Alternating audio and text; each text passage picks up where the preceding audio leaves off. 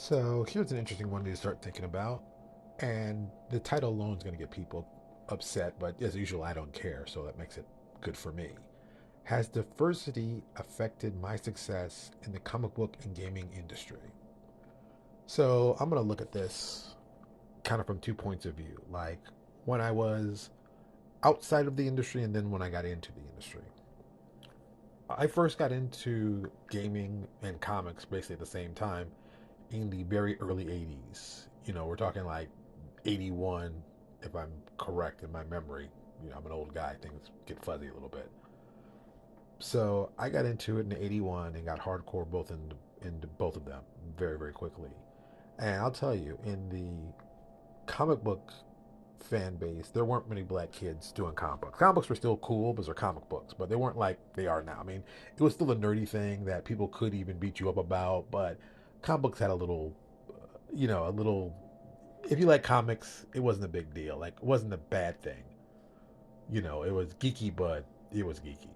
And we're talking early '80s. So at this point, I'm basically like 11, so I don't even know any better. So you got to put that in context.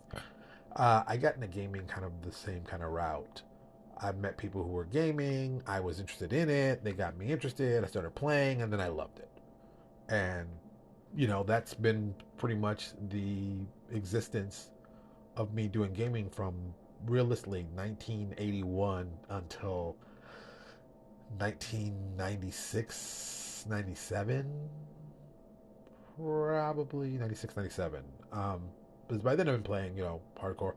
And I went home back to Connecticut, and a buddy of mine was working on a role playing game. He was doing a fantasy based thing. It's a variation of D&D. Standard stuff what you expect. And I kept saying to myself, like, I could do this. It's like it's not that difficult. I could do this. I mean, you come up with the rules, you do the thing. I could do this. And I looked at Top Secret for my baseline because I love modern games, and I didn't think there were enough of them. And out of that developed Point Blank, which became Haven City of Violence, which began the start of me becoming a publisher. And like from realistically from I'll say like 96 to 2000, I was really just soaking up information from anywhere I could, from the business people and that kind of stuff. So as a fan of role playing games, I never felt an issue of diversity. I played with who I played with. Most times I was the only black guy playing in a group of like 6, 7, 8, maybe even 10. But it wasn't a big deal. It wasn't like people were not letting you be inclusive. They just never. Some people just never approached it. It didn't really hit them. So I got very lucky. I was a very geeky guy, and it just kind of fit for me. Then on the publishing side, this became a little more interesting. On the publishing side, the diversity, and we're talking, I'm talking early 2000s, the diversity was really, really small. There weren't many guys doing what I was doing at that time. And we're talking, this is like right before I started selling PDFs. I mean, but there weren't really many. There weren't really many people doing it. And I don't think it was because they didn't want to. I just think there was no interest or access to.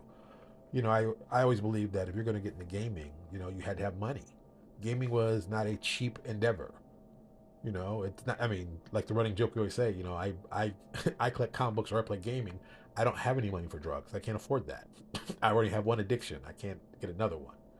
It wasn't a problem. And then I got in the publishing side. I got in the PDF side. I started doing games and doing all kinds of stuff. And I'll admit, the people who looked like me, the numbers were quite small.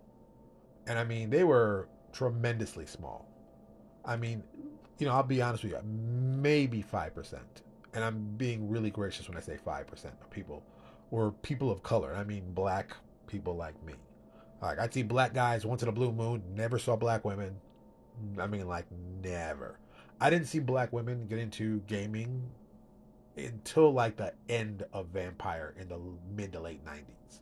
I think Vampire brought in a lot of women into gaming anyway, and that was kind of a great transition. But growing up, I didn't see it, and even on the publishing side, I didn't see it. And then it started growing and spiraling, getting bigger. And in the last, I'll say, the last 10 years, there's been more of a conscious effort for it. But I think it's also gone to a point where being diverse just for being diverse isn't really anything to me. If you're going to do something diverse, make it diverse for a reason. I mean, I got very lucky. I grew up in a very small town in Connecticut, but it's one considered to be one of the most diverse cities like in the U.S. It's kind of crazy, and I mean this, seriously, I mean, I went to a high school where, and I love saying this because it's so weird when you think about it. I went to high school from 1988, 84 to 1988, and we had, I gotta get this right because I always forget this. I get these reversed, but I'm pretty sure we had, yeah, we had 65 different nationalities going to the school and 30 something different spoken languages. And my high school at the time, we're talking like, was the largest high school in Connecticut, Danbury High, where I grew up. I mean, you saw people from all over. I mean, the running joke I said was we had a couple of these two brothers and sister. They're from Sri Lanka. How many people you ever met from Sri Lanka? You know, the only person I ever met from Sri Lanka that I know of. So yeah, they went there. I mean, we were diversity up the wazoo. Um, I live in South Florida now, and South Florida is incredibly diverse. But I don't think South Florida was as diverse as it was in Danbury. I mean, it's crazy when you think about how diverse it was. So I've seen all kinds of people. So I don't care where you're from. If you're cool, you're cool. That's all I care about.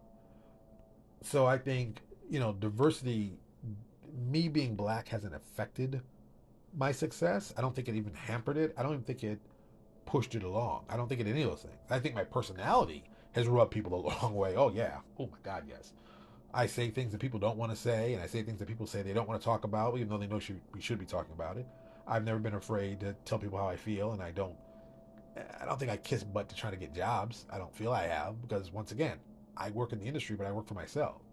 I've never tried to work for a big company. I think the closest thing I've come with working with a big company is doing partnership with something with my company, and I've had people push back on that. Now that has definitely been about me. Definitely not a race. That's 100% about me and my attitude. So that's a good thing. But I think some people have been, boxed out.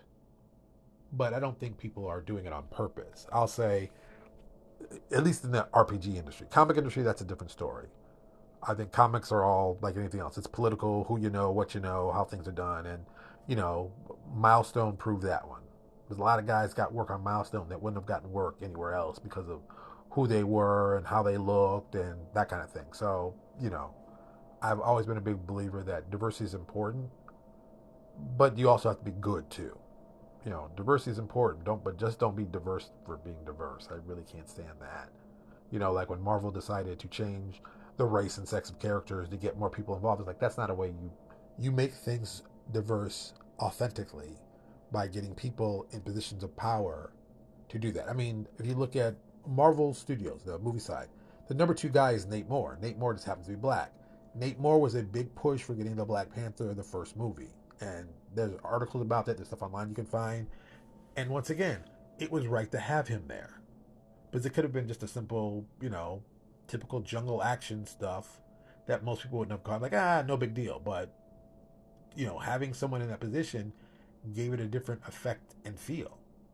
And I think that's important. I think if you go into a place of, I'll say power, of influence, and everybody looks the same as everybody's, or even the same as me. If I walked in a place that was all black, I wouldn't want that. I want there to be some diversity. I want there to be stuff that we're going to talk about that I don't understand. There's some nuances I don't get because I'm not from that culture. I'm not that race. I'm not that sex. We need diversity, but let's not fake diversity. And then all I can say is, do I think diversity affected my success? No. Do I think diversity's helped me? No. Do I think hard work and me focusing on doing cool stuff has? Oh yeah, most definitely. Most definitely. Don't get me wrong. I love being black, but I don't think it affects me in the way that some people think it should. And you know what? If it did, I don't care. Everything in my perspective and that kind of stuff always falls back to this comment and quote. And this kind of how I work, and this works for me. It doesn't have to work for everybody. It works for me. You know, like I always tell people, all Jesus said was be nice to each other and be friendly and love each other. And then they nailed him with two pieces of wood and stabbed him in the side with a spear. That tells me all you need to know. If they weren't going to treat Jesus any better than that, don't expect to get treated better than that. And if you work from that perspective, you feel a lot better about stuff. Or at least I do. What can I say? Thank you so much for listening. I really appreciate it. Do us a huge favor. If you like what we talked about, click the like button below. If you didn't like what I talk about, hey, pick the dislike. We're good either way. Thank you so much. And I will talk to you all later.